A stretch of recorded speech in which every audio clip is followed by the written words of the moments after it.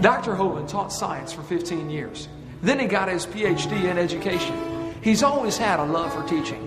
But one thing that he's discovered is that in many of the science textbooks across America today, there are some fallacies, some false information being presented. Why is this information in the science textbooks? What are they trying to prove? Hi, my name is Eric, and in this seminar called Lies in the Textbooks, you're going to find out some of those lies that are being presented and what you can do about it.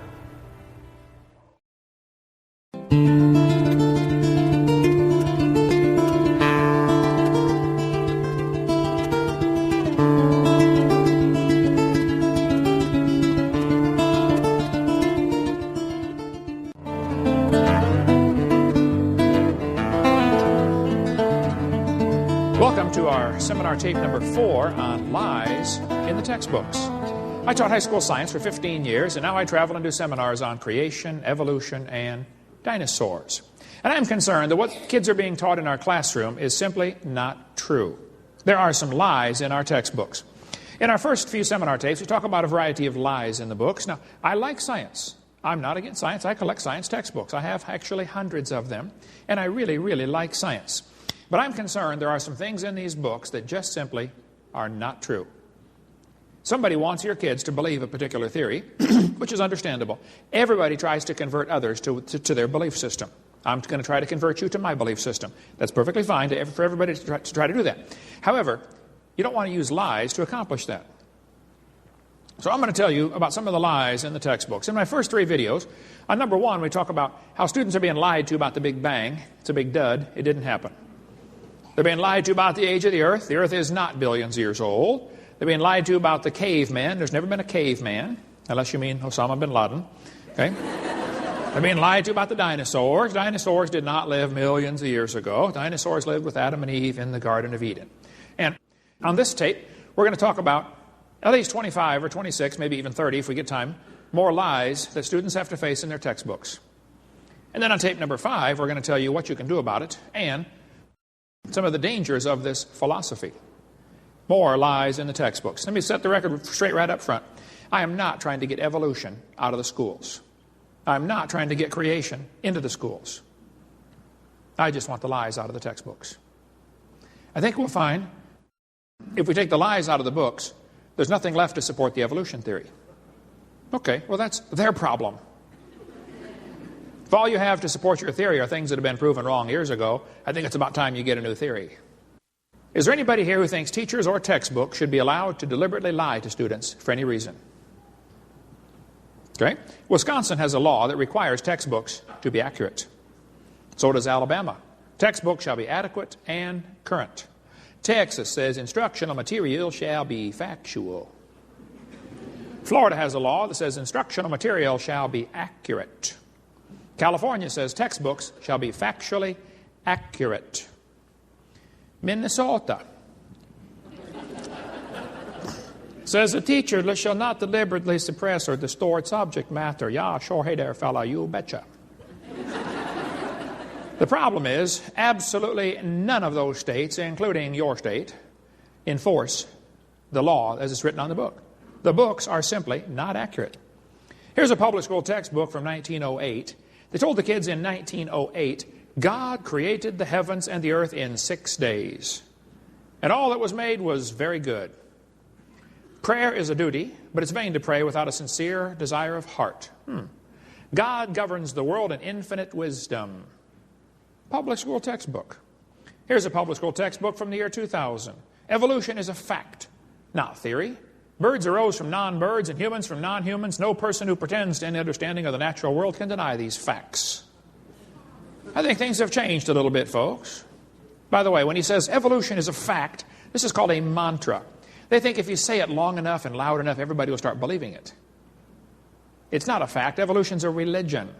This textbook says, boys and girls, even though most scientists and religious leaders no longer see evolution and religion as in conflict, a minority of Christian fundamentalists remain opposed to evolutionary biology. This is called slanted journalism. A minority of fundamentalists, they're trying to marginalize those, even though it's the majority of the population of America that believes this, not the minority. Look what it says over here. It says, Creation science states that all species were created by God roughly 10,000 years ago and that they have not evolved since. By the way, let me stop right there. That is not what creation science teaches. Creation science teaches that all the kinds of animals were created roughly 10,000 years ago. And the only evolution has been variations within those kinds. So they're setting up a straw man here so they can knock it down and think they won the argument. Keep reading here. As scientific issues, we know these assertions are false. Over here they tell the kids, if we prevent our secondary school students from learning what science has to offer, let me stop right there. I'm not trying to prevent students from learning what science has to offer. I love science. I'm trying to prevent students from being lied to. But man, show us what does science have to offer? Things that we can observe and test and demonstrate. Evolution is not part of science. That's the problem. Watch this now. If we prevent our students from learning what science has to offer, we run the risk that they will not be able to compete effectively in college classrooms or in today's global economy. This is the evolutionist altar call. Right there. The world will be destroyed if we don't preach evolution. Oh, the sky is falling. We've got to get more evolution or we're all going to die. They somehow think that their religion is important in our schools, and it's not. This textbook has over 100 pages where evolution theory is presented to the kids.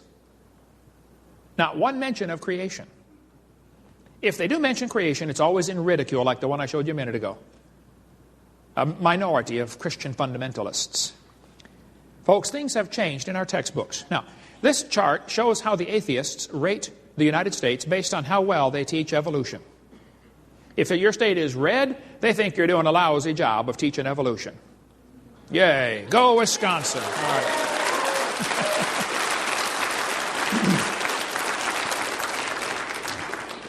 The green states are going to do a very good or excellent job of teaching evolution. They ought to be ashamed of themselves. Is there anybody that thinks teachers or textbooks should be allowed to use outdated or false information just to get students to believe a particular theory? No? Okay. Anybody here that thinks teachers that lie, deliberately lie, should be fired? Yes. Okay, fair enough. Now, anybody here that thinks textbooks with lies should be banned or the lies torn out? Yes. Sure. Okay, good. Just so we're all on the same page here. Now, it's always amazed me how two people can look at the same thing and come to opposite conclusions of what they are seeing. Two people can look at Grand Canyon. One of them believes in evolution.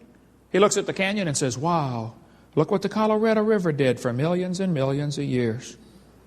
The Bible-believing Christian stands there, looks at the same canyon, and says, wow, look what the flood did in about 30 minutes. Now, how was that canyon formed anyway? This textbook says over millions of years, the Colorado River has carved the Grand Canyon from solid rock. Now just slow down a minute. Kids, it is a fact Grand Canyon exists. How many have been to Grand Canyon? I taught Earth Science, studied Grand Canyon avidly. I like Grand Canyon. Beautiful place. Big hole in the ground. Now there are two interpretations of how it got there. The evolutionists have an interpretation, and so do the creationists. The evolutionist is going to tell you that canyon formed slowly by a little bit of water and lots of time. Millions of years. The creationist is going to tell you, oh, the canyon formed quickly by lots of water and a little bit of time. The guys who believe in evolution are continually trying to erase the line between their interpretation and the fact column, and they want you to somehow think that what they interpret as evidence is now part of the fact. You got to really watch them on this. They're pretty slick. This textbook author does it just blatantly. He says, the Colorado River has cut through layer upon layer of rock over millions of years. Now just hold on a minute. I was in a debate one time and this atheist said, Hovind, you're so dumb. Don't you know it took millions of years to make Grand Canyon? I said, well, sir, I taught Earth Science for years. I really enjoy studying Grand Canyon. I said, did you know if you built a dam across Grand Canyon, that would take a lot of dirt, by the way, but if you did, a huge lake would fill in behind it. Did you know some of the water from Montana drains through the Grand Canyon? It's a huge drainage area. I said, sir, did you know that in between these two red lines is what we call the snow line? There's a ridge right there. The Grand Canyon enters at the far right over here. The elevation of the river at that point is 2,800 feet above sea level. The river flows downhill for 270 miles and comes out the other side. And in between, while the river's flowing down, the ground is rising up and then slowly coming back down. It is so wide, 270 miles, that you don't notice it until you get way back and look at it from a satellite. But if you look at it in a cross-section, this schematic shows the difference here. The river enters right here, and flows downhill and comes out the other side. It's actually going through a giant ridge, 270 miles long. At the highest point of the ridge, the river's at about 1,800-foot elevation, so it's nearly a 1-mile drop down into the canyon. Really big hole in the ground. I says, now, sir, there are a couple things you ought to consider about Grand Canyon. I said, did you know the top of Grand Canyon is higher than the bottom? He said, yes. I said, sir, did you know the river runs through the bottom? He said, yes.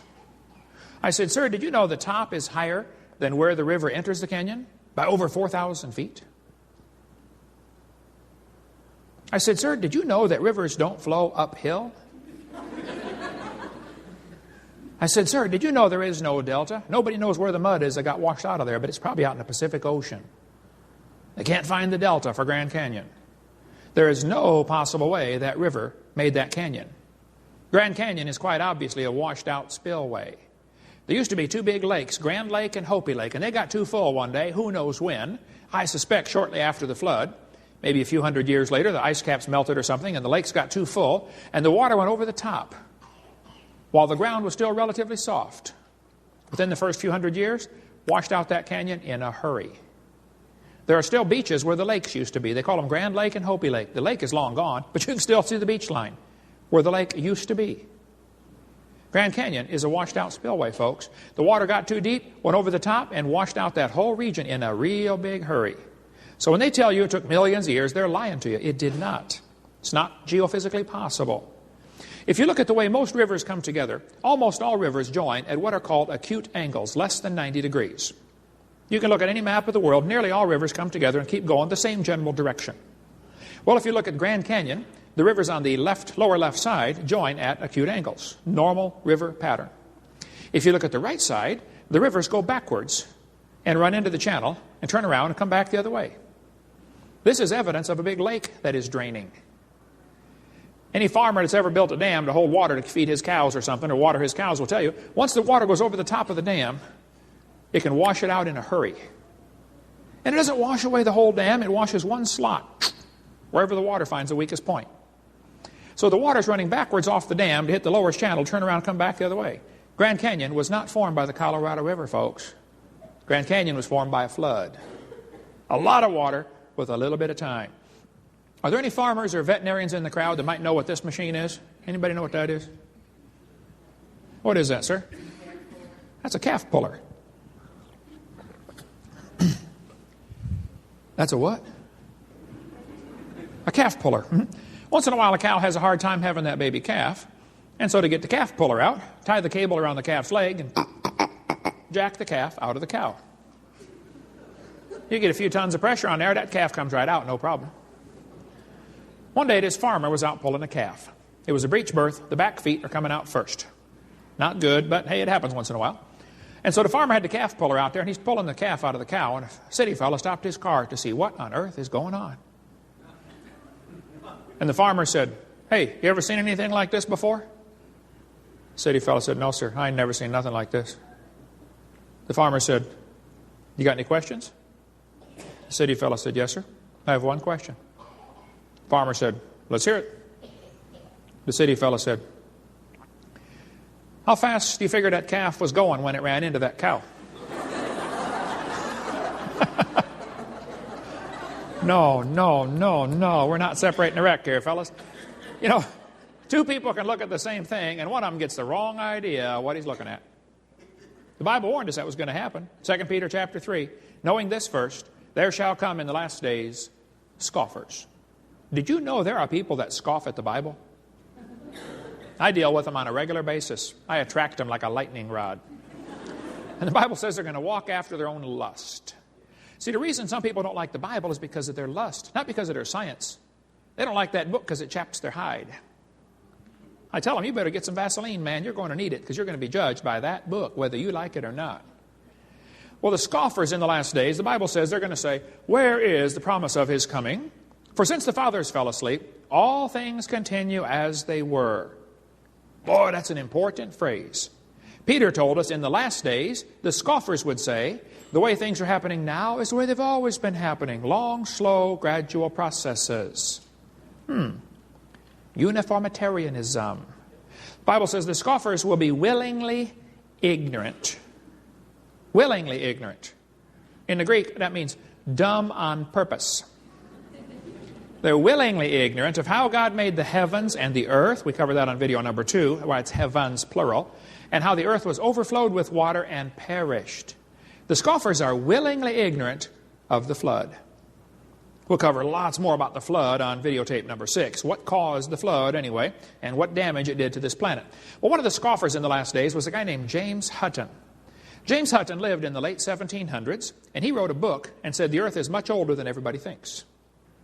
Now, you need to understand, during James Hutton's lifetime, most people believed the Bible, and most people thought the earth was about 6,000 years old. But this was also a time of many revolutions. We had the American Revolution, the French Revolution, the Spanish, the Polish, the German. Everybody's getting rid of the king and establishing democracies. Well, whether that's good or bad is another subject, but the fact is the Bible says to honor the king, and some people thought the Bible was an obstacle to their political objectives. And so they wanted to discredit the Bible.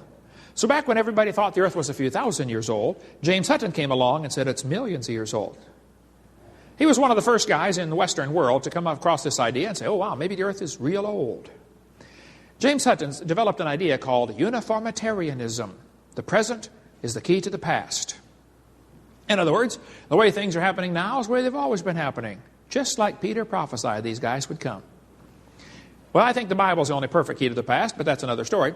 The fact is, James Hutton's book that he wrote had a very strong influence on a young lawyer from Scotland. The lawyer's name was Charles Lyell. Charles Lyell, the lawyer, hated the Bible. Somebody calculated one time that if all the lawyers in the world were laid end to end around the equator, we would all be better off. In 1830, Charles Lyell wrote this book right here, Principles of Geology. Here on this book, you can see his hatred for the Bible kind of ooze off every page. This guy really did not like the Bible. He kept referring to it as ancient doctrines. You know, you're outdated if you believe the Bible. He talked about those people who have religious prejudices because they believe the Bible. He said, men of superior talent who thought for themselves and were not blinded by authority. I mean, you can just skim through it for yourself and you'll see he didn't like the Bible. Charles Lyell said his goal was to free the science from Moses. What do you suppose he meant by that? You see, people who read what Moses wrote will feel that God made the world in 6 days and the flood formed most of the geology of the world. Noah's flood messed up the real estate big time. And if people believe the book that Moses wrote, they're going to think that coal, oil, natural gas formed from the flood when things got buried. And they're going to think the canyons formed as the water ran off from the flood. Lyell didn't like that idea. He wanted people to believe the earth is millions of years old. Charles Lyell, in this book, building on the work of a couple other guys, he developed the idea that each layer of the earth is a different age. And he invented what we call today the geologic column. How many have ever heard of the geologic column before?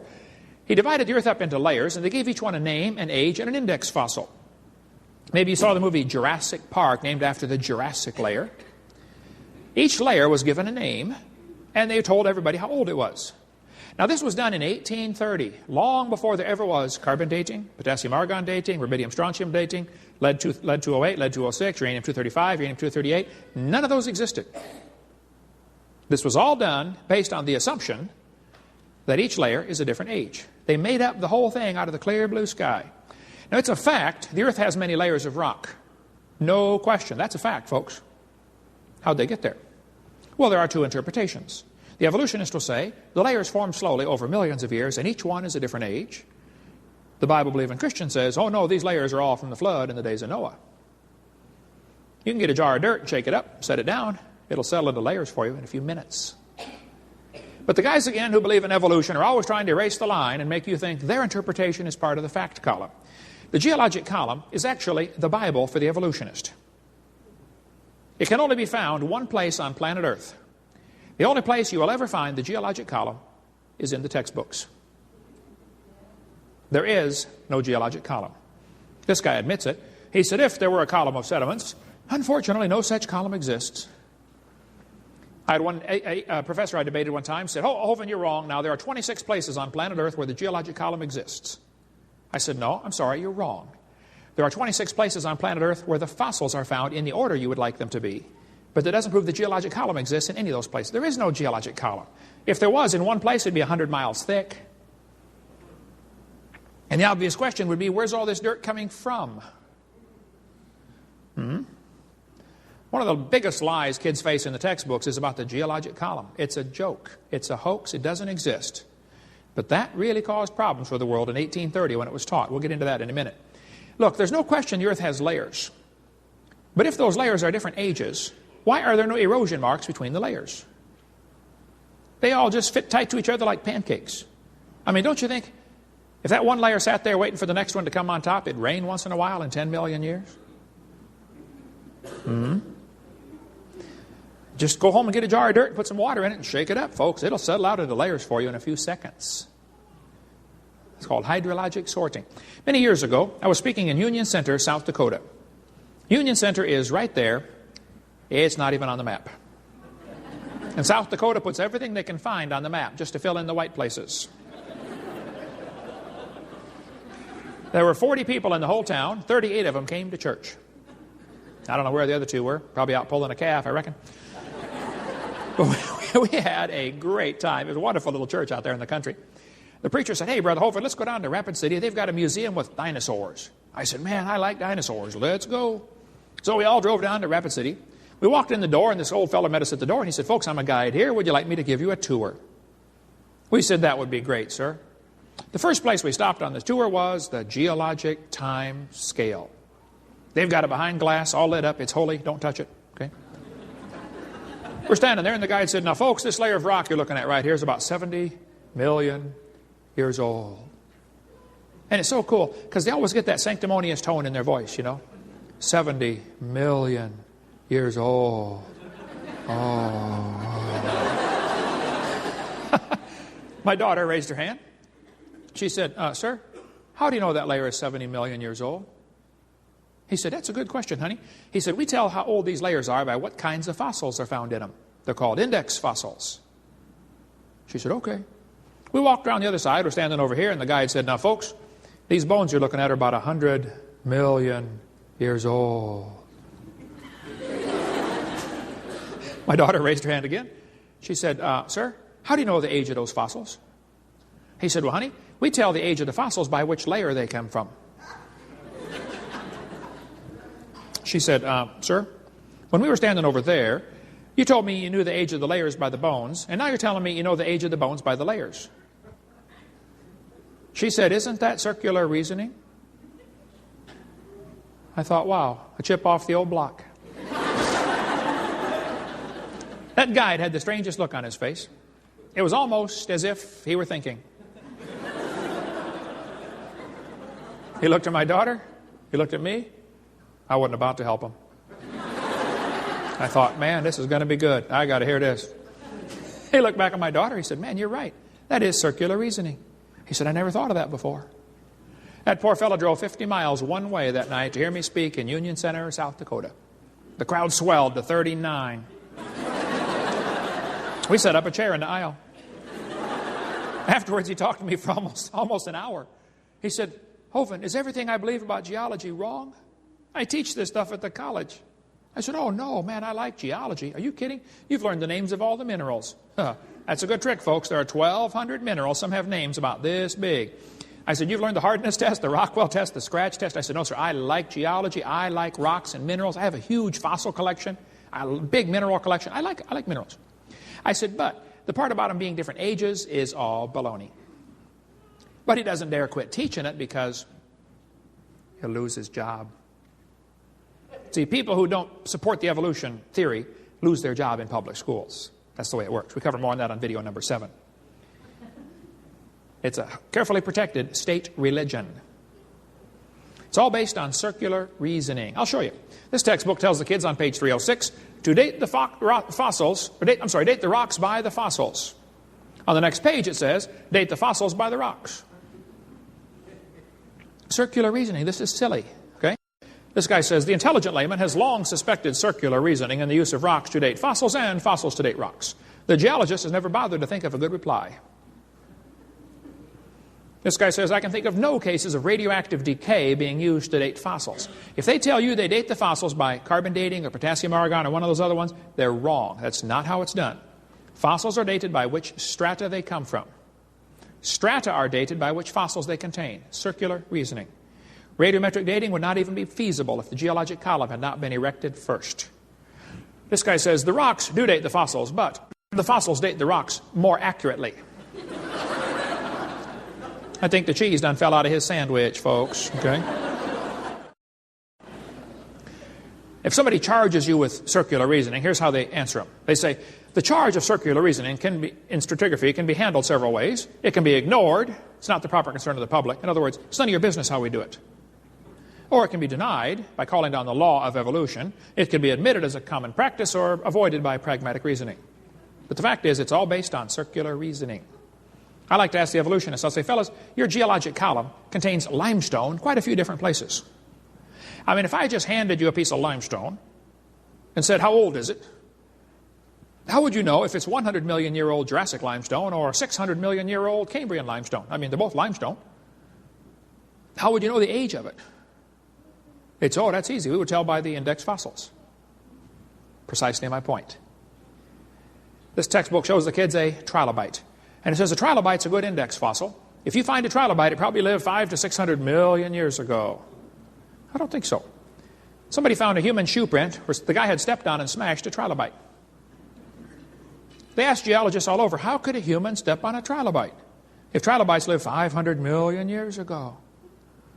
One guy said, well, maybe aliens visited the planet 500 million years ago. Hey, those aliens will do it every time. Another guy said, maybe there was a large trilobite shaped like a shoe that fell on a small one. Well, hey, there are some big trilobites, okay, but they're not shaped like a shoe. 2 Peter's got the best story about that one. The scoffers are willingly ignorant. You'd have to have help to be that dumb. You couldn't do it on your own. Trilobite had the most complicated eyeball ever. And that's supposedly one of the first creatures to evolve in the Cambrian explosion. I mean, come on, it's got an eyeball incredibly complex. Trilobites did not live millions of years ago. There could be some trilobites still alive. There certainly are isopods, which are very similar, except one-piece shell instead of 3 lobes. Otherwise, could be a descendant, a mutant, which, by the way, which is a loss of information, not a gain. This textbook shows the kids a fossil graptolite. This is the New York State fossil. It says graptolites lived 410 million years ago. Only problem is they found graptolites still alive.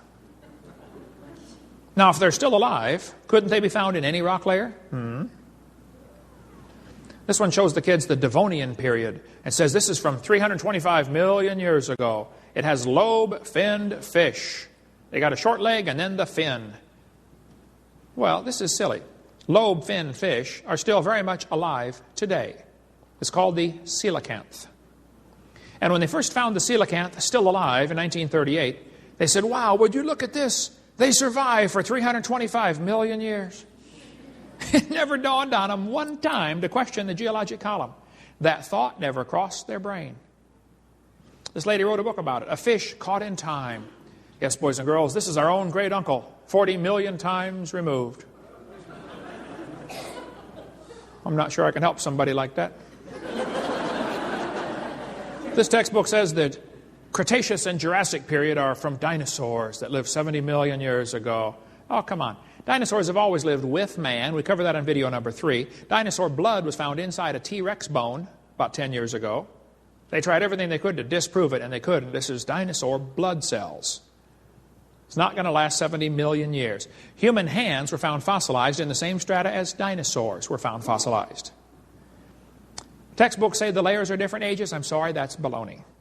Now, Charlie Darwin didn't like round numbers. He said the Wealdian deposits are 306,662,400 years old. How he knows is anybody's guess. But here they are telling the kids the layers are different ages, and yet all over the world, petrified trees are found, like this one, standing up, connecting different rock layers.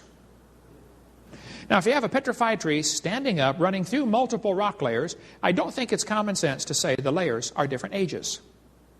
Not by much anyway. I mean, how long can a dead tree stand there before it falls down? 5 years, 10 years, 20 years, 5,000 years? I doubt that. And yet petrified trees they're called polystratofossils, going through multiple layers. They're very common. Hundreds and hundreds have been found. It would only take one to prove the point. But hundreds have been found, petrified, standing up. In central Alabama, there's a large coal mine where they found all kinds of petrified trees standing up. Now, the kids have been taught for years that those two layers of coal, called the Mary Lee and the Blue Creek Formation, are different ages by millions of years. And yet when you get all the fossils together, they label them, sample A, B, C, D, E, F, G, H. You can put it together and figure out and prove positively the Mary Lee and the Blue Creek had to form within a few weeks or months of each other.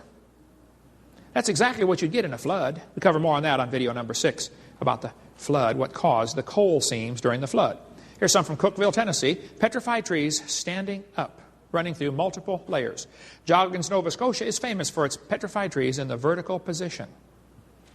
Most of these pictures are on our website, drdino.com. We've got a piece of petrified wood in our museum running through 12 different layers of slate. And they're going to tell you in school each layer of slate represents a different season. That's 12 years. I'm sorry, that's not true. It represents movement of the water and separation of the particles by density or something like that. We get into that in video 6. So don't let them tell you the layers are different ages. Sometimes trees are found petrified upside down, running through multiple rock layers. Now we really have a problem. I've thought about this one till my brain hurts. As far as I can figure this out, the evolutionist only has 2 ways to solve this. He can say the trees stood upright for millions of years while the layers slowly formed around them. I find that one hard to believe. Or he can say the trees grew through hundreds of feet of solid rock looking for sunlight. There's a 3rd way to solve this. Maybe those trees were buried in a big flood. How fast was that calf going? Might be 2 ways to look at this, you know. Yeah. When Mount St. Helens blew its top, it blew thousands of trees down into Spirit Lake. Over 20,000 trees have already sunk to the bottom and are stuck in the mud at the bottom of Spirit Lake. Many thousands of them are standing up in the vertical position. And those trees are going to petrify. They're already beginning to petrify. It does not take long for things to petrify. Here's a piece of petrified firewood. I've got a piece of petrified pallet in our museum from a pallet shop that cut pieces of wood. Some kid sent me a box of petrified acorns. He said, Brother Hovind, I tried an experiment. I put these acorns in a bucket of water and forgot about them. A year later, I thought maybe they might sprout, but now they're all petrified. Would you like some for your museum? I mean, they're solid rock. Here's a petrified dog inside a tree in Georgia. They cut the tree down for firewood and said, wait, don't cut that one up. There's a dog inside. Turned to stone. Here's a petrified cowboy boot with the cowboy's legs still in it. The boot was made in the 1950s. Here's a petrified fish giving birth. Petrified hat from New Zealand. Here's a petrified pickle in our museum. I'm not kidding. The guy sent it to me. He said, Brother Hovind, we found this old house in Montana. The roof was gone. House had been empty for at least 30 years. We went down the basement. There's a bunch of jars of pickles. A pantry. But the lid to one of the jars rusted off, and inside the pickle turned to stone. Would you like it for your museum? I said, well, yeah. A petrified pickle. The jar was made between 1930 and 1960. That's the year they made those jars. I don't know when the pickle got put in there, but sometime in there. Don't let them tell you it takes millions of years. There's petrified sacks of flour found in Eureka Springs, Arkansas, from a flour mill that flooded in the 1910s, I believe. So kids, when they tell you the layers are different ages, you're being lied to. That's not true. Don't believe that. 80 to 85% of Earth's surface does not even have 3 geologic periods appearing in correct consecutive order. This guy says it becomes an overall exercise of gargantuan special pleading and imagination for the evolutionary uniformitarian paradigm to maintain there ever were geologic periods. The geologic column is a hoax. One of the biggest lies ever passed off on humanity, but the vast majority of the world believes it. Even though it doesn't exist. When they started teaching that in the 1830s, people began to change their worldview away from what the Bible teaches to this new view from Charlie Lyell, the lawyer from Scotland, that each layer was a different age. This teaching really had a strong influence on a young preacher from England. There was a fellow that just graduated from Bible college to be a preacher. His name was Charles Darwin. The only degree Darwin ever got was a theology degree. And today they call him a great scientist. All he got was a theology degree. Which is not bad, but he's not a scientist. Charles Darwin set sail on board the Beagle. He's going to sail around the world and collect bugs for somebody back in England. And he decided to bring some books with him to read. He's going to be gone for 5 years. As he sailed around, he brought with his Bible, and he brought with that book by Charles Lyell, Principles of Geology. That book changed his life forever. Darwin later wrote to a friend and said, "Disbelief crept over me slowly. I felt no distress." He slowly lost his faith in the Bible. By the way, later when he died, his wife started the rumor that he repented on his deathbed. That rumor still circulates today, but apparently his wife made up the whole thing. Nobody knows for sure, but that's what the best research says. Darwin sailed around the world. He stopped off at these islands right there called the Galapagos Islands. There on those islands, Charlie noticed there were 14 different varieties of finches, a little bird about this big. But their beak shape was different. Now, Charlie didn't like birds too well. He raised pigeons, but he also liked worms. He was a strange guy. So he shot all kinds of birds, thinking, he would help the worms out, give them a better chance of survival. Because birds ate worms, and he thought that might be kind of hard on the worms, so he shot all the birds he could find. Well, he collected all these birds, and he noticed there were 14 varieties of finches. He studied them carefully and said, "You know what, folks? I think all these birds have a common ancestor." "I bet you're right, Charlie. It was a bird." And then Charlie said, "Maybe this proves that birds are related to bananas." He said, "Oh, he didn't say that." "Oh, he sure did. I got his book right here." Charlie Darwin said in his book on page 170, he said, "It's a truly wonderful fact that all animals and all plants throughout all time and space should be related to each other." Isn't he saying the birds and the bananas are related? He sure is. That's a lie. There's no proof any animal's related to a different kind of animal, other than maybe a common designer. Charlie noticed what is sometimes called microevolution. I don't like that word. I think it confuses kids. Okay, I'm going to use it, but you understand what I mean. Microevolution is actually just a variation, okay? Dogs produce a variety of dogs. Roses produce a variety of roses. Nobody argues about that. It's a fact, folks. It happens. The question is, does it go any farther than that? Does it go into what we call macroevolution, where it changed to a different kind? Walt Brown, in his book In the Beginning, excellent book, by the way, he says microevolution is horizontal. Macro would be vertical, changing to a different kind. Another way to illustrate it. Dogs probably had a common ancestor. Even the Great Dane and the Chihuahua probably had a common ancestor.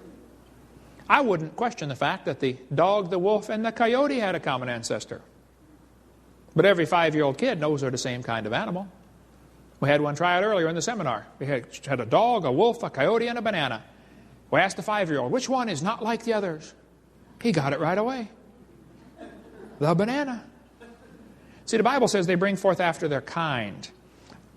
National Geographic here has an article, From Wolf to Woof, how the dog evolved from a wolf. I don't argue with that. It probably did. But it's still the same kind of animal. Here's Mickey Mouse evolving. Yeah. The Bible says they bring forth after their kind, not after their species. But this guy says, the results of this and other similar surveys are startling because evolution has been a settled issue for science for nearly 150 years. They found out that 46% of adults in the United States do not think humans had evolved. Well, you better define what you mean by evolved. Right, the majority of folks do not think they came from a rock 4.6 billion years ago. Now, if you want to believe that, that's fine. I don't care what you believe, but don't call it science. Evolution has 6 different meanings. First, you'd have to have cosmic evolution, the origin of time-space matter. Secondly, you'd have to have chemical evolution. The hydrogen from the Big Bang would have to evolve to all 92 elements, plus the synthetic ones. Then you'd have to have what we call stellar evolution. The stars would have to evolve. And nobody's ever seen a star form. We see them blow up all the time. And yet there's enough stars out there that everybody on planet Earth can own 2 trillion of them to yourself. Those are the ones we know about. We don't know about the ones we don't know about. Then we'd have to have what we call organic evolution, the origin of life.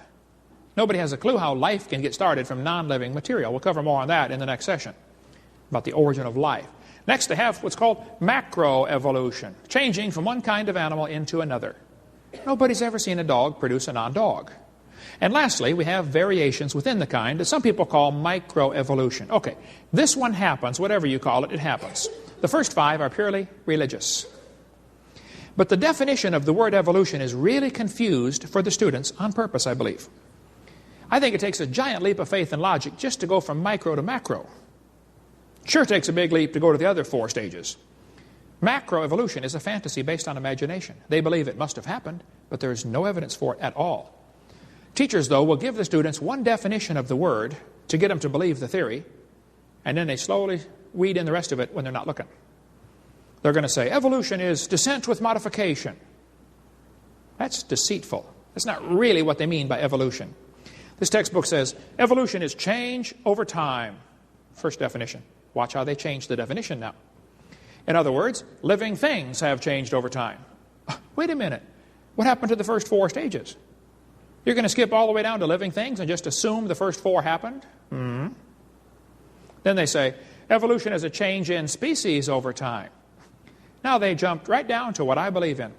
I believe species can change over time. I think the changes are limited. Still the same kind. But somebody might call it a different species. It's still the same kind of animal.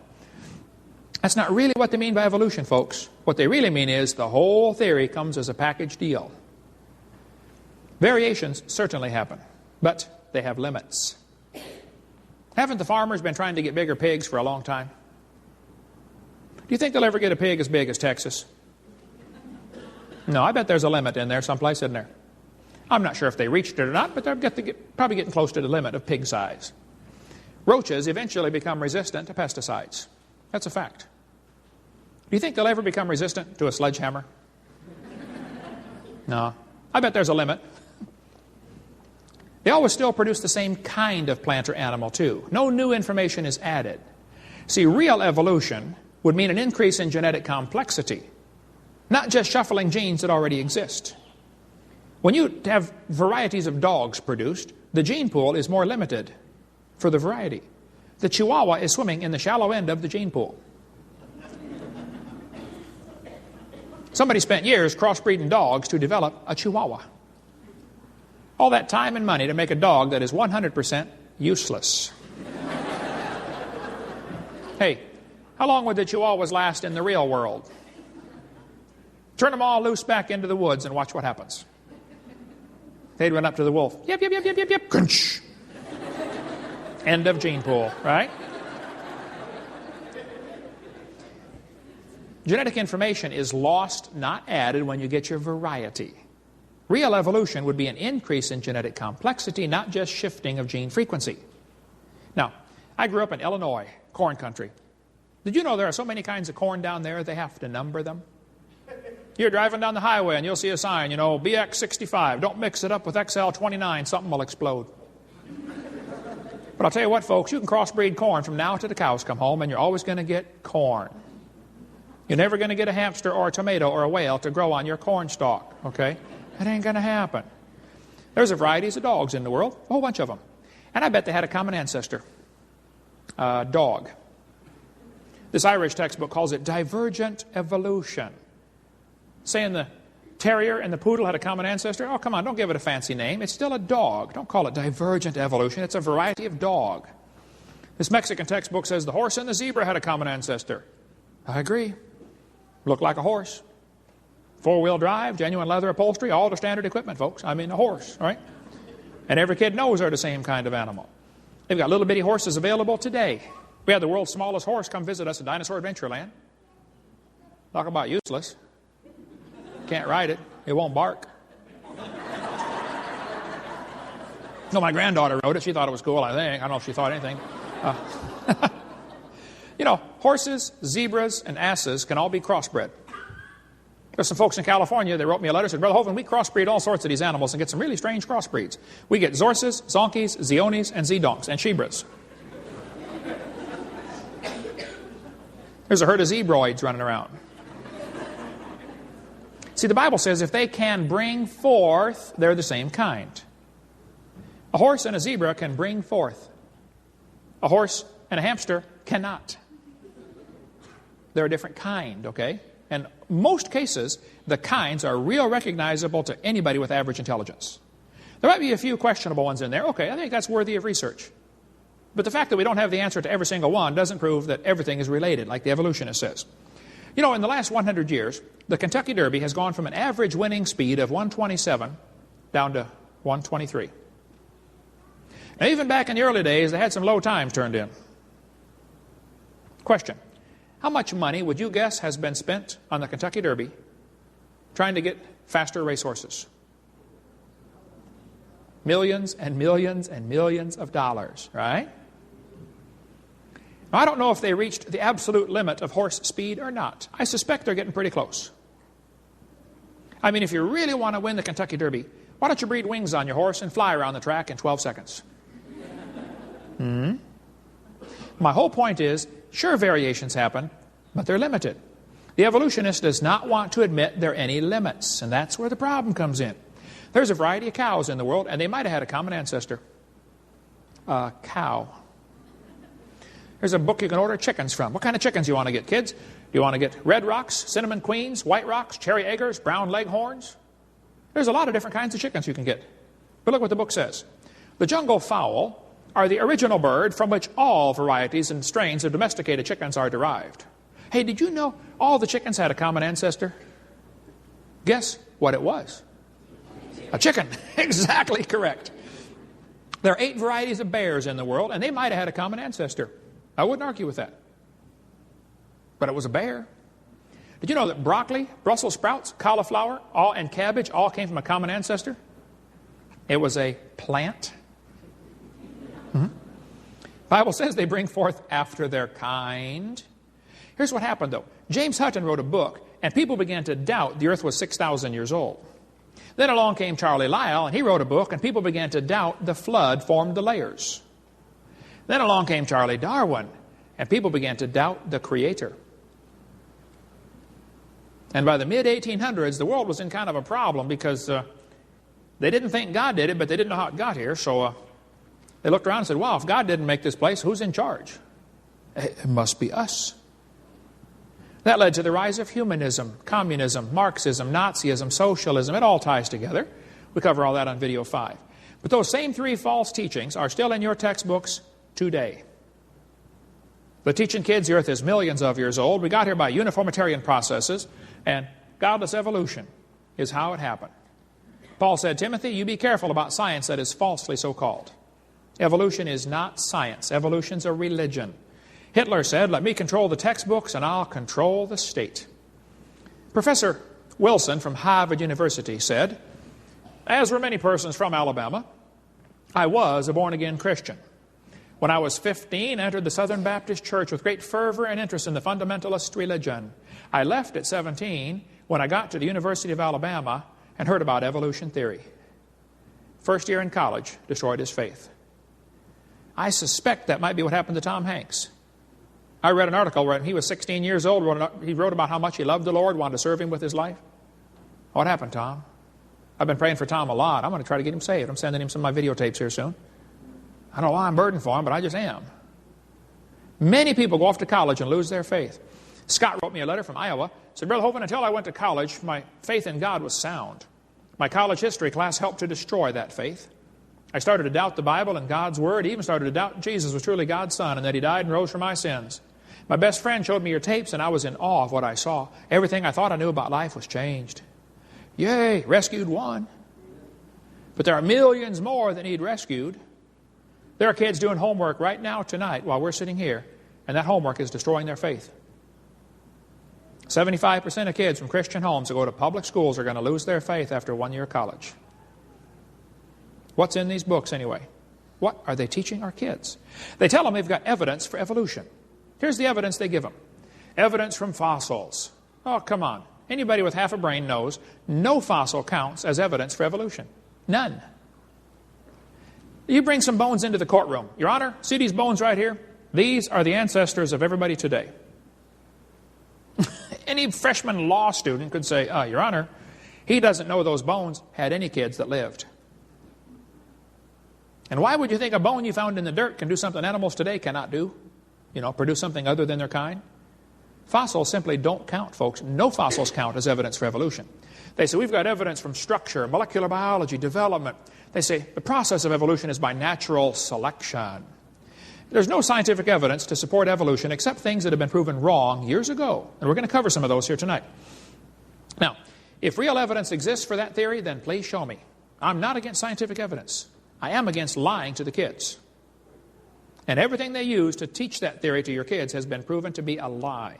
Evolution is based on two faulty assumptions. Number one, they say mutations make something new. That's never been observed.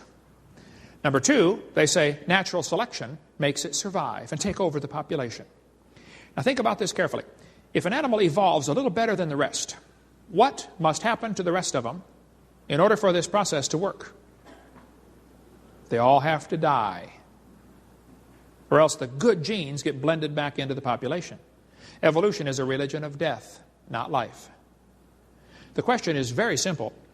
Did man bring death into the world like the Bible says, or did death bring man into the world like evolution says? They are polar opposite, and one of them is wrong. This textbook says mutations are the original source of variation in populations, shown by the many varieties of roses available. I agree, probably all the roses are mutants from the original rose. I agree with that. That's not evolution. That's a variety of rose. Mutations do not produce any kind of evolution, and anybody that studies biology knows that. Pierre Gross believes in evolution, but he says it doesn't work, folks. It doesn't happen. Here's a five-legged bull. That is a mutation. Notice he did not get any new information. Getting an extra leg is not new information. It's a scrambling of existing information. Doesn't the bull already have legs? So it just made one in the wrong place, that's all. Here's a short-legged sheep. That's a mutant. No new information is added, though. That's a loss of information. And he's the first one the wolf is going to catch. Go, boys, go. Here comes the wolf. Oh, Herman didn't make it. There's a two-headed turtle. That's a mutant. It's not ninja, but he's mutant. Okay. Now he's going to freeze first winter because nobody makes a double-neck turtleneck sweater. I've never seen one. See, a mutation is scrambling existing information. It's not new information. If you can scramble up the letters to the word Christmas, you can get all sorts of different words. But you're never going to get Xerox, zebra, or queen out of Christmas. The letters aren't available.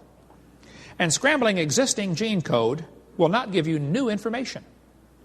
This textbook shows the kids a four-wing fly. Look what it says here now. Normal fruit flies have 2 wings. This mutant has 4. This rare mutation, like most mutations, is harmful. Watch this carefully. It says beneficial mutations are the raw material for natural selection. Excuse me, teacher. Why don't they give an example of a beneficial mutation? Why did they show us a bad one and tell us about the good ones? You see, beneficial mutations are pure imagination. But they don't exist in reality. You have to imagine that they happen. Oh, wow, there must have been a bunch of them, too. Oh. Nobody ever shows one. One professor said, I know a beneficial mutation. I said, what is that, sir? He said, people in Africa that get sickle cell anemia are less likely to get malaria. I said, sir, that is brilliant, you know. That's like saying if you cut off your legs, you can't get athlete's foot. And by the way, that's the one they always bring out because that's the only one they've got. Guarantee, you get into discussion on evolution, ask somebody for a beneficial mutation. I guarantee they'll bring that one up right there. That's all they've got. And that's not beneficial. Neither sickle cell nor malaria is beneficial. They say evolution and natural selection go together. Oh, yeah. This one says natural selection causes evolution. No, it does not. Natural selection selects. If I said I'm going to select everybody in the room over 12 feet tall to survive, everybody else dies. I don't have anybody to select from, do I? No. Natural selection doesn't create. If I wanted to create a race of people over 12 feet tall, so I kept killing everybody under 12 feet tall, how long would it take to get a race of people 12 feet tall? It's never going to do it. Hello. Now, the average population today probably ranges from, say, 5 feet to 6'6" or something. I probably could create a population of people that are all 6'6", or maybe even 7 foot. You know, by continually killing everybody under a certain point. Sure, you could do that. But you're selecting part of the gene code that already exists. You're not creating anything new. Natural selection is a conservative process. The creationists thought of it first. and it selects, it doesn't create. This guy says, natural selection may have a stabilizing effect, but it does not promote speciation. It is not a creative force. Don't let him tell you it is. Natural selection is selection, not creation. Why they don't see this, I don't know. This textbook says, finches with larger and stronger beaks were better able to open the tough pods, and so they survived. Evolution by natural selection had occurred in just 1 year. That is pure propaganda. It's still a bird, and it reverted right back to the same national average after the famine or the dry spell went by. Part of the population already had the genes for tougher beaks. Natural selection does not lead to evolution. This is a lie. Natural selection selects. I'll show you. If you worked in a factory that made cars, and your job was quality control, every car that goes by, your job is to, see if it runs. Slam the door, kick the tires, whatever you do to check it. See if it works. If you caught every single mistake, they don't, by the way, but if you did, how long would it take that process to change the car to an airplane? You see, Brother Hovind, you don't understand. Quality control doesn't change it. Oh, I do understand. Natural selection is like quality control. It doesn't create a thing. It makes sure you have a good species, but it won't change it to something else. They tell the kids in school the peppered moth is evidence for evolution. Yes, boys and girls, they counted the moths on the trees. Must have been a government project. And said it was 95% light color and 5% black. Then they tell the kids that the trees turned black from coal-burning factories, and there was only 5% light and 95% black around the factories. The problem is the whole story is a lie.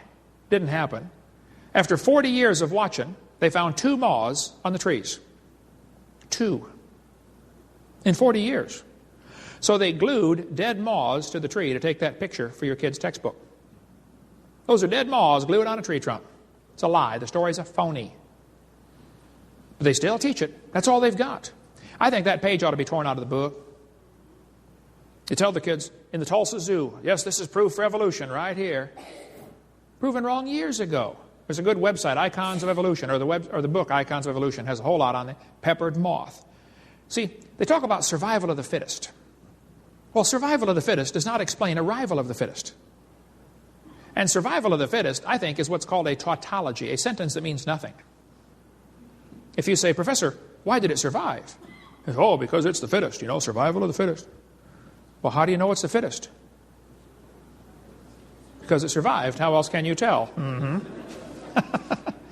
Look, folks, if a whale goes through a school of fish and eats 80% of them, it's not survival of the fittest.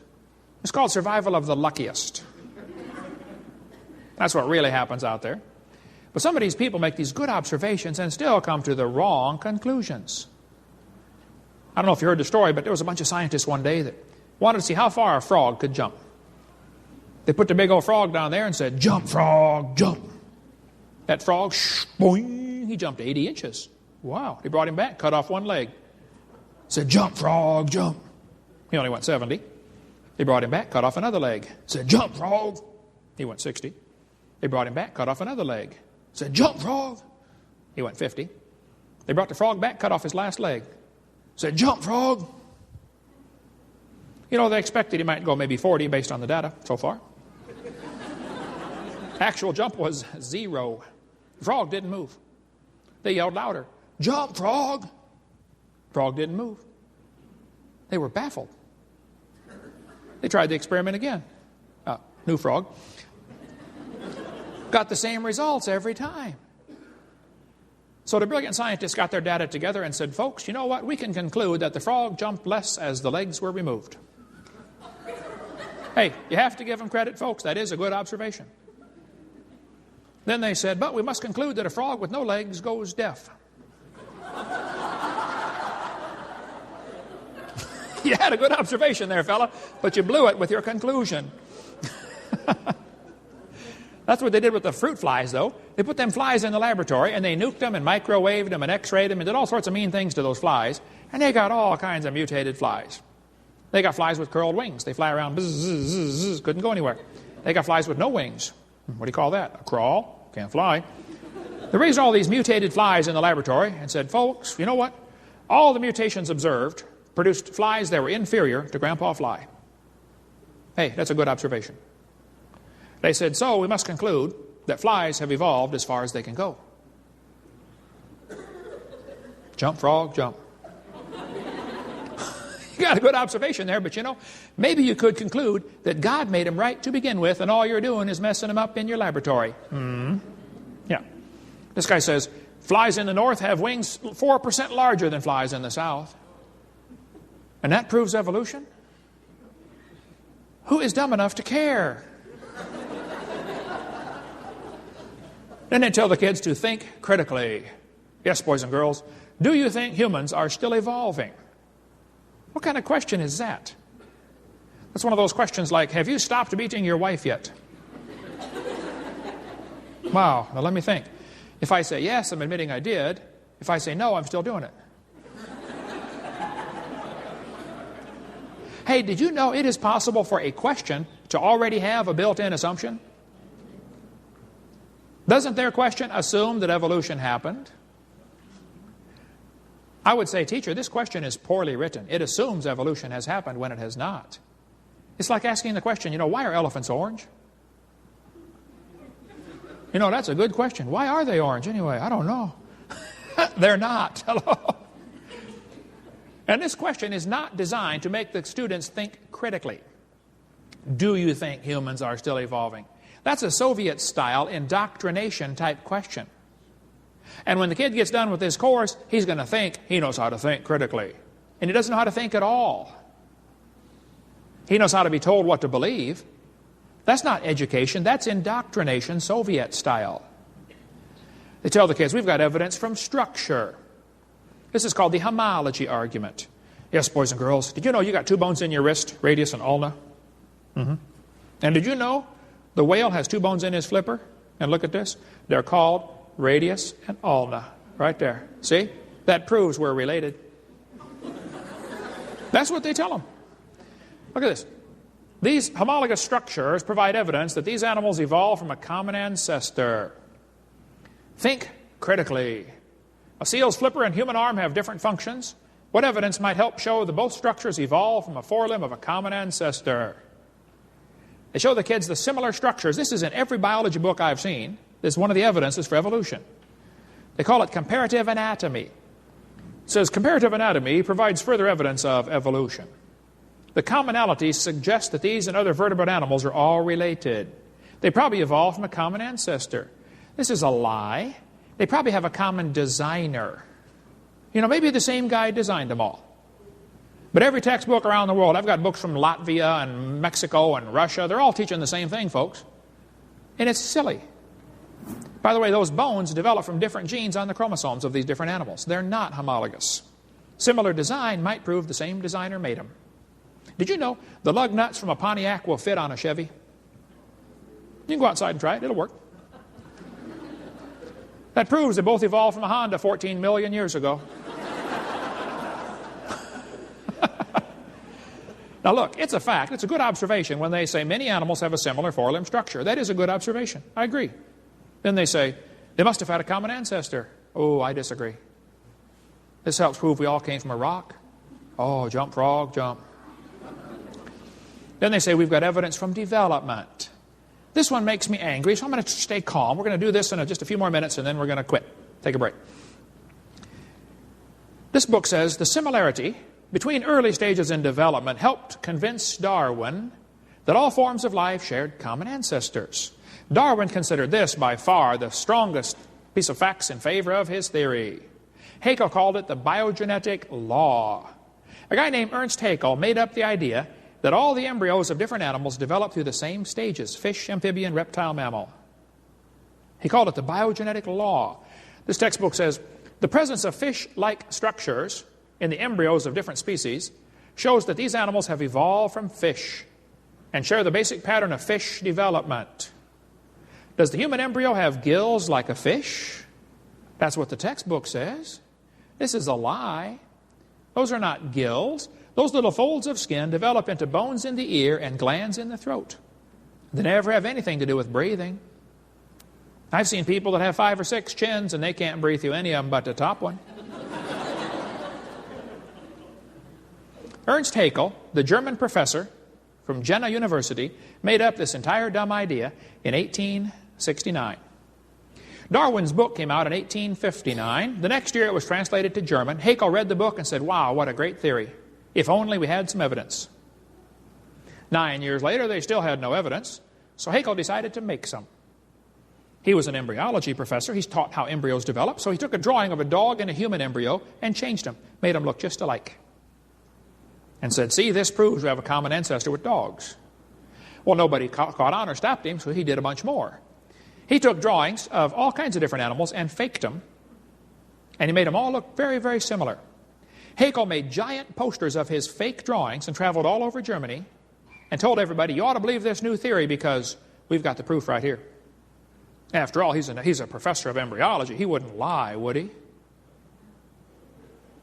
And how many folks back then had microscopes to check him out? We're talking creatures about this big, you know. Haeckel just about single-handedly converted the Germans to believing in evolution, which led to the obvious conclusion, hey, if evolution is true, then maybe one race has evolved farther than the rest. I wonder who it is. Must be the Germans. We'll see where that led in tape 5. On top are Haeckel's fake drawings. Underneath are actual photographs of what he claimed he was drawing a picture of. Haeckel lied deliberately. His own university held a trial and convicted him in 1875. He said, I should feel utterly condemned, except hundreds of biologists lie under the same charge. Everybody else lies, so it's okay for me to lie too. Haeckel's biogenetic law is as dead as a doornail, folks. It's not true. It never was true. Proven wrong, 1875. It's not true. He was convicted of fraud. His own university held a trial and convicted one of their own professors of lying. But his drawings are still used in textbooks in your county tonight. Proven wrong 125 years ago. Darwin wrote his book, 1859, he predicted evidence would be found. 1869, Haeckel faked the drawings. 1875, he was convicted of lying. But his drawings are still in textbooks 125 years later. Now, I know it takes a while for textbooks to get up to date. But I think 125 years is long enough. They're still teaching this stuff in textbooks all over the world. This one says, if proof of evolution from a common ancestor because of the gill slits on the human. This is simply a lie. Here's a year 2000 textbook teaching it. 2001 junior high textbook. The similarities provide evidence that these three animals evolved from a common ancestor. What similarities, teacher? Don't you see they have tiny gill slits? Folks, this is a lie. Why are we still teaching this to our kids? Here's a 2000 college textbook. Similar, humans and fish embryos resemble each other because humans and fish share a common ancestor. This college textbook says the human has gill pouches. Biology, Arms in Camp, one of the worst ones there is, shows a 5 to 6 week embryo, but then it says by 7 months, the fetus looks like a tiny normal baby, but it's not. It's not a baby at 7 months. Hello? It's a human at conception. Every doctor knows that. 34% of babies born at 5.5 months are going to survive. Maybe you heard about the lady that had surgery on her baby before it was born. They cut the mother open, cut the uterus open, and there's the baby holding the doctor's finger. 5 months along. Let's see. The angel of the Lord said, behold, thou art with fetus. No, I believe he said you are with child, didn't he? Hey, did you know it's a child before it's born? God knows that. Get more on the embryology lie on the book Icons of Evolution. Why do they keep this in the textbooks? That's the only way to justify abortion. They want you to think it's just a fish or an amphibian. You're not killing a child, you're killing a fish. That's why it's in the books, folks. Somebody wants to reduce the population of our planet. His name is Satan. Cover more on that on video number 5 about the effects of this evolution teaching. I live in Pensacola. You might have heard of my town. We've had 2 doctors killed that were doing abortions. Several clinics blown up or burned down. I didn't shoot any doctors and I didn't blow up any clinics, okay? And I don't think Jesus would do it that way either. He grew up under Roman control, you know. He didn't go around blowing up tanks and burning down bridges. But the doctors were murderers, plain and simple. When the first doctor got shot, I happened to be preaching in Fort Lauderdale. The next day I was flying home, anyway, and right in front of me on the airplane were two women from NOW, National Organization for Wild Women. They were upset, boy. They were going to go march around Pensacola, protesting this doctor getting shot, Dr. Gunn. As we got off the plane, I noticed on their shirt they had in huge block letters, "Choice above all." So, being my mild-mannered self, I said, "Excuse me, ma'am, what does this mean, choice above all?" She said, "We believe a woman ought to have a right to choose." I said, "Choose what?" She said, "Choose to have an abortion. It's her body, you know." Well, yes, ma'am. If she wants to abort her body, I suppose that's fine. But it looks to me like she wants to abort somebody else's body. When you consider half of them are male, it's not her body. Think about it. I said, "Ma'am, I'm kind of curious about this. I have 3 kids, one of each. I delivered one of my kids at home. I taught biology and anatomy. I used to raise hamsters. I'm kind of familiar with how this works." I said, "Tell me, why does the woman's right to choice stop at birth? Why don't we let the mother kill the baby after it's born? It'd be a lot safer and simpler." By the way, that's what Peter Singer wants. He's pushing for abortions up till the kid's 28 days old. You can decide if you want to keep it or not. Coming soon, folks. You watch for that one. I said, I got an idea. Let's extend abortion rights up until the kid's 2 years old. I know a lot of mothers with a 2-year-old that have thought about it a time or two. I won't ask you to raise your hand, but I know you're out there. Hey, let's extend abortion rights up until the kid is 18. I bet they'd behave a lot better. "All right, son, one more time, and I'm going to abort you." "Hey, teacher, where's Johnny today?" "Oh, he didn't do his homework yesterday, so his mommy aborted him." Hey, grades would skyrocket, folks. Well, the ladies didn't want to talk about it anymore, I guess, because they left. And so I went and got my luggage, and I'm waiting talking to a cameraman. He showed up from Chicago to film this rally. I thought, now, wait a minute. There's going to be 6 people march around town. It's going to make worldwide news. You can get 100,000 people to line your streets against abortion, and it won't make the news. Have you noticed that? The news media calls them pro-choice. And they call guys like me anti-abortion. Anti is a negative term. Pro is a positive term. It's called slanted journalism. That's one of the reasons I refuse to take the local paper. We get a call once in a while. "Hey, you want to take the local paper?" I say, "No, ma'am, we don't have a parakeet." That's what I tell them.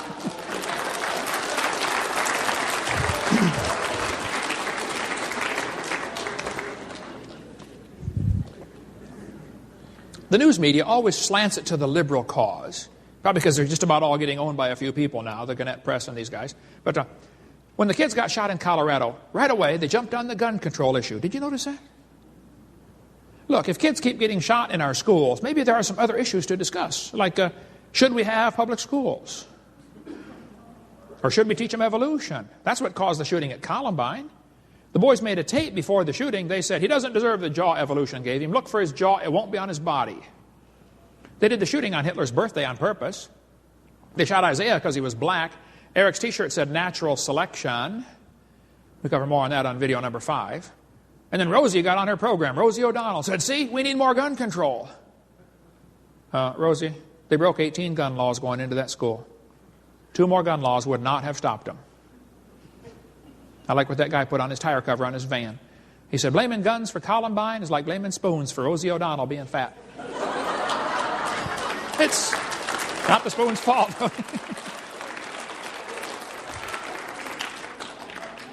If kids keep getting shot in our schools, maybe the issue we should discuss is certain criminals ought to be publicly executed. Or maybe we should discuss the issue, should all law-abiding citizens be required to carry guns to protect themselves? Yeah. Somebody sent me this button as a joke. Proudly unarmed.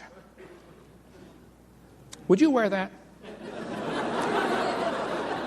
Think about it. What does that say to a criminal? Rob me. Isn't that exactly what it says? Our founding fathers gave us the Second Amendment, the right to keep and bear arms. The purpose of the Second Amendment is not so you can go duck hunting. The purpose of the Second Amendment is so you can protect yourself if the government goes bad. That's why we got it. Hey, did you know there's an awful lot of animals that eat grass that have horns? You don't need horns to eat grass. But see, you need the horns to explain to the lion, stay off my back so I can eat the grass. And that's the purpose of the Second Amendment, so the citizens can explain to everybody else, leave me alone. I just want to work and earn my money. Now leave me alone. Right? Get into more of that on part 5. Here's the logic they use to justify abortion. They're going to say it's not human. Oh, come on, that's not true. Proven wrong, 1874. They're going to say it's not viable. It can't live on its own. Well, you're not viable either, stark naked on the North Pole. They say it can't live on its own, so we can kill it. I know kids that are 25 that still come borrow money from Dad. Hey, Dad, can I borrow some money? You ought to be able to live on your own by now, son. They're going to say the child may be unwanted. Show me a kid that's... There's a lot of kids that are unwanted today. My parents moved 4 times when I was growing up, but I found them every time. Now listen, there's probably 15 people in this room that have had an abortion. Now you listen carefully. God loves you and can forgive you, and it's not a problem. I mean, half the Bible's written by murderers. You don't have to go on the rest of your life, trying to justify it. Just admit it, confess it, say, Lord, I'm sorry, forgive me, and go on and do something for God with your life, okay? Quit your whining and go serve God. They're going to say the child may be a financial burden. Show me a kid that's not. Every kid's a financial burden. Come on. They're going to say it might be from rape or incest. Well, then you killed the rapist, not the baby.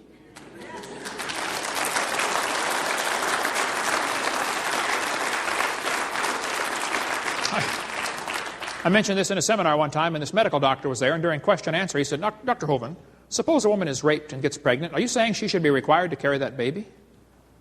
I said, well, sir, that's a tough scenario, but let's suppose it happens. Let me ask you a question. Suppose she gets raped, she gets pregnant, she has the baby. 5 years later, she's holding her 5-year-old, and her mind flashes back to the horrible experience, and she kills the baby. Is it murder? He said, yeah.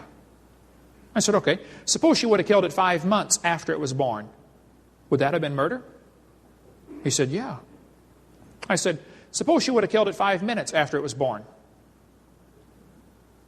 Would that have been murder? He got kind of quiet. He could see where I was going. I said, let me help you, sir. Yes. I said, now, suppose she would have killed it 5 minutes before it was born. Folks, rape's horrible. So is murder. Let's start killing rapists and put an end to this thing, okay? Yeah. Hey, is it illegal in Wisconsin to shoot deer at night with spotlights? It is, isn't it? You have to give them a sporting chance, right? Why don't you pass a law up here that says we're going to give the baby a sporting chance? If a woman goes to have an abortion, the nurse there will have a jar of marbles to have a lottery to decide who dies. 1 marble for baby, 1 for mother, and 1 for father. And 1 for doctor. And 1 for governor. Now let's put several in there for the past president. Yeah.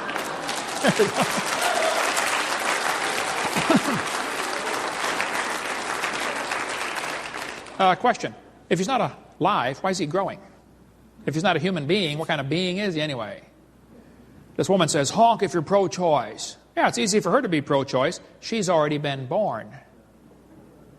Did you know everybody that ever voted for abortion has already been born? You ever think about that? Let's let the babies that aren't born vote on it and see what they say. They're going to say, abortion's legal. It doesn't make it right. 1936, the German Supreme Court declared Jews are not persons. That was the decision that opened the way for Jews to be murdered. After all, they're not a person, so you can't be guilty of murder when you kill one. I've been to Germany 3 times. I read lots of books about Hitler and the Holocaust just to keep my blood boiling. Hitler did what he did because of his belief in evolution. He thought he was helping out. He thought the Germans were the superior race. They deserved to rule the world. Hitler wanted to make the practice of Germany conform to the theory of evolution. Hitler offered to send the Jews to anybody who would take them. Roosevelt refused to let the Jews come to America in 1938. They could have been saved, folks. Our president wouldn't let them come. Hitler's book, Mein Kampf, showed his evolutionary thinking, which he had probably since he was a boy. This guy says, evolutionary ideas lie at the basis of all that is worst in Mein Kampf. Hitler said it was the duty of the strong to trample the weak. He said, I have the right to exterminate an inferior race that breed like the vermin. Hitler said singled out the idea of biological evolution as the most forceful weapon against traditional religion. See, traditional religion like Christianity says nobody's better because of the color of their skin. Hitler didn't like that idea. He said nature doesn't like the blending of a higher with a lower race.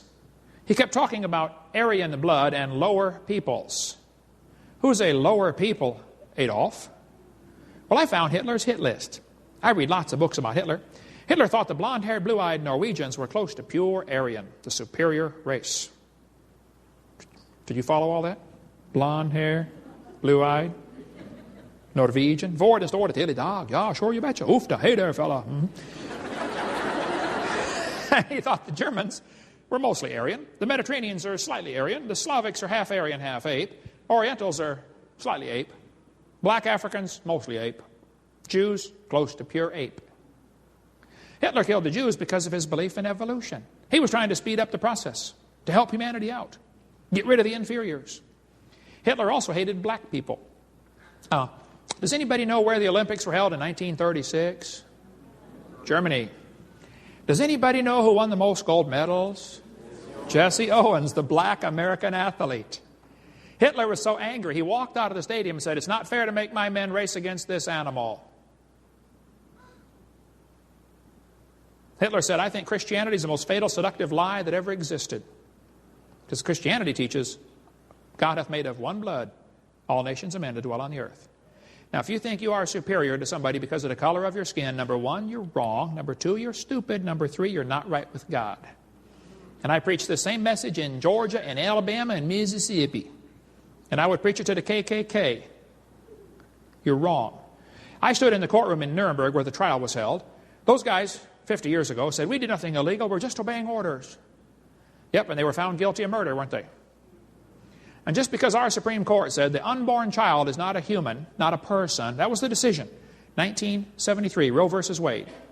I don't care what the Supreme Court said. It's a person, it's a human at conception. But since that decision, we've now had 40 million babies killed by abortion in America. 1 billion worldwide. 1,000 million. On September 11th, 2001, 3,000 Americans were killed by terrorists. Our government spent millions of dollars trying to hunt them down and kill them. Right? You know what else happened on September 11th, 2001? 4,500 Americans were killed by abortion. Nobody said a word. It happened again on September 12th and September 13th and the 14th and the 15th, and every day since then it's going to happen again tomorrow. What are we doing, folks? Are we nuts? Margaret Sanger started a group called Planned Parenthood. The purpose of Planned Parenthood was to eliminate the inferior species. She thought the Jews, Orientals, and blacks were human weeds. We could spend hours on Margaret Sanger. Get our videotape college class, CSC 103, I believe, where we cover this. Planned Parenthood published a document in 1952 where they said, what is an abortion? Is it an operation? No, it's not an operation. What is child planning, they called it. How to plan your children. Birth control. Is it an abortion? They said, definitely not. An abortion requires an operation. It kills the life of a baby after it has begun. Boy, Planned Parenthood changed their tune in the last 40 years, haven't they? The Bible says, these 6 things doth the Lord hate. Hands that shed innocent blood. Cursed be he that taketh reward to shed innocent blood. And all the people shall say, Amen. Amen. You kids are going to be told in school that your appendix is vestigial. You don't need it anymore. Oh, that's a lie. Your appendix is part of your immune system. You do need your appendix, okay? It's true you can live without your appendix, but you're going to have a greater chance of quite a few diseases. Just because you can live without something doesn't mean you don't need it. You can live without both your legs and both your arms and both your eyes. It doesn't prove you don't need it. This one tells the kids the whale has a vestigial pelvis. It says many organisms retain traces of their evolutionary history. For example, the whale retains pelvic and leg bones as useless vestiges. What's this talking about? The National Center for Science Education, all 4 of them working in this little storefront building, call themselves the National Center, big name, little bitty building right there in Berkeley, California. They say Bossy, the cow, evolved to the whale. Really? Wow. I debated Jeannie Scott on the radio for 30 minutes. I got to speak for 3 of the 30 minutes. I'll be glad to debate her again anytime. She won't do it anymore. But Andrew Carnegie started this group that she's the president of purposely to keep evolution out of schools. That's why they exist. But the cow did not evolve to the whale. This textbook says the whale has a pelvis that has no purpose. They have hind limb bones that have no function. Holt Biology 2001. Just imagine whales walking around. It's true. What are they talking about? They're talking about those little tiny bones right there. Just imagine the whale walking around. You know, I tried, and I can't imagine. It says the whale's pelvis has no function. Whale's pelvis is evidence of its having a four-legged land-dwelling mammal as an ancestor. Oh, come on, this is a lie. Those little bones are part of the whale's reproductive system. Whales are pretty big, you know. That supports different muscles. The whales cannot reproduce without those little bones. It has nothing to do with walking on land. It has to do with getting baby whales. So the guys that are writing this are real ignorant about whale anatomy, or they're lying to your kids trying to make them believe a theory. There are no vestigial organs, and if there were, that would be the opposite of evolution. The whale did not evolve from any kind of other animal. It descended from the first whale that God made. You know, the Ambulocetus here, only the dark bones were actually found. But they can make up all kinds of stories from a few little bones. We could talk for hours on whale evolution. We cover more of this on our college class, or get a hold of me later if you want a whole lot more on the whale evolution. It's just simply baloney. We have in our museum a 15.5-foot python snake skin. Way down near the south end of that snake, you'll see little tiny claws.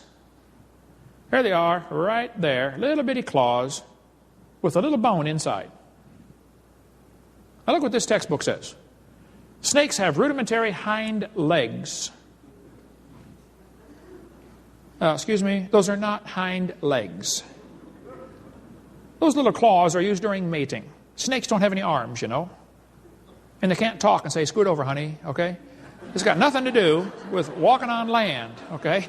This has to do with getting baby snakes. Now, these guys ought to quit lying to the kids. This one says, humans have a tailbone that is of no apparent use. I was in a debate with the president of the North Alabama Atheist Association. He got up in front of God and everybody. He said, folks, we got proof for evolution. Humans have a tailbone they no longer need. I said, Mr. Patterson, I taught biology and anatomy. I happen to know there are 9 little muscles that attach to the tailbone, without which you cannot perform some valuable functions. I won't tell you what they all are, but trust me, you need those muscles. I said, now, if you believe the tailbone is vestigial, I will pay to have yours removed. Bend over.